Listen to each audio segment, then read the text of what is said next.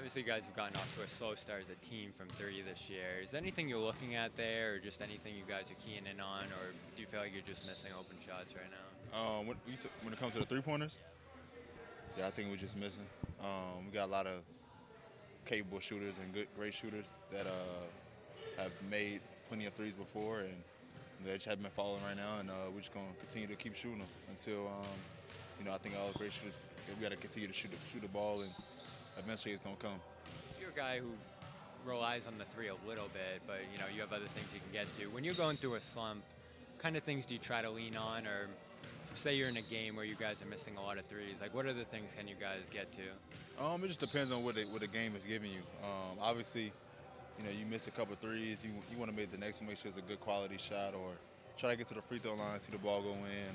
But sometimes the game entails you to, you're getting some good wide open threes, and you just got to take them, keep taking them. And so it's just a read in the game. I feel like just obviously you want to have the confidence of keep shooting those threes and understand at the same time, like, if you can get an easy basket, that works out as well, and get into the paint. But if the threes is, you're getting quality looks at the three, I think you should just keep shooting. Were you able to catch up with CJ last night?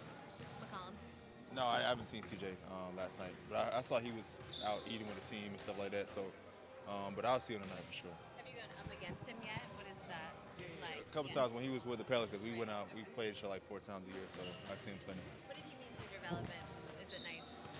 A lot. I mean, for sure. I think as much as obviously everybody talks about my mentorship with Dame. Obviously, you know, CJ is also a big part of my development, especially as a young player. Just giving that like kind of balance of both play styles, and so just his shiftiness and his ability to just get to the spots he want to get to.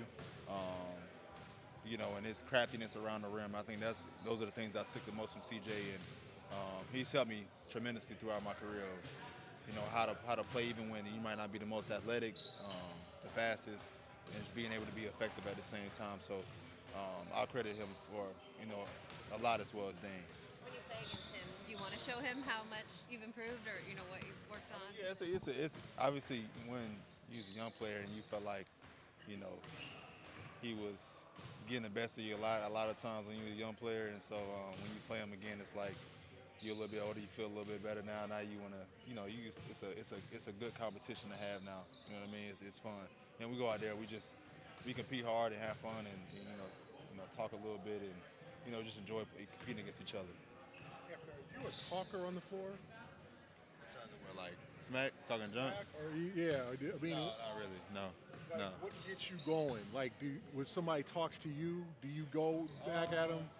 Usually it's just self. It's just getting myself going, finding the reason to get myself going. Whether it's I miss a shot I thought I should have made, and just finding a way of it clicking that way. Not really have somebody talk to me. Usually, I don't feel like people really talk to me that much, but that's pretty much it. Nobody really talks to me in general. Because you're a kind of quiet guy. Like, you're not going to talk to them. No, I'm not going to talk to them either. What's been the biggest adjustment for you this season as you settle into this new role here? Just overall, just getting comfortable with everything that's going on and the team and play style. Everything is new. So I'm just, like I said, I've been taking it day by day, game by game, and just trying to learn and being able to impact the game in the best way I can each and every night. Have you guys watched film from the Utah loss yet? Yeah, we watched film. Did anything stand out to you that was different than maybe in the moment? I know a few of you guys talked about effort being a problem in the second half, Yeah. but was there anything else that kind of froze? Yeah, I think effort for sure. And obviously, it was a lot of threes that we should have made, didn't go in, and so that played a part into it. But I think overall it was just the attention to detail that kind of hindered us in that third quarter, and that made us really lock in on the last 4 minutes to be able to come back in the game. We just, if we would have did that to start the third quarter, I think we would have gave ourselves the best chance to win the game. What's been the key to your fast starts in the first quarter, and then how do you kind of carry that through? 'Cause It's just being consistent in the way we play. Not from just one half, one quarter, just playing the whole game the same way, and just living with those type of results. It's hard to live with the results when you feel like you didn't push your best foot forward the whole game, and so that's really been the message. You mentioned how free throws can help guys get their shot going. You guys haven't shot a ton of them this year. Is there anything you can do to get there more often, or is that something that's tough to control? Yeah, I mean, depends on what the game gives. I think obviously being able to get into the paint, create contact, gives you the best chance of getting fouled, and so those are the things you have to do to give yourself a chance to get fouled. But then again, sometimes you can't control it, the whistles being blown or not. So eventually. But I think just getting into the paint, trying to create contact, getting to the rim. What gives ourselves the best chance of getting fouled. That's all we can ask for, really. Anfernee, you guys have had a lot of success with this scrambling defense in the half court where you're helping for each other. When you guys miss shots, you don't really have time to set it up. You get mismatched. How can you improve sort of that transition defense when you don't get a chance to set up the way you want to play?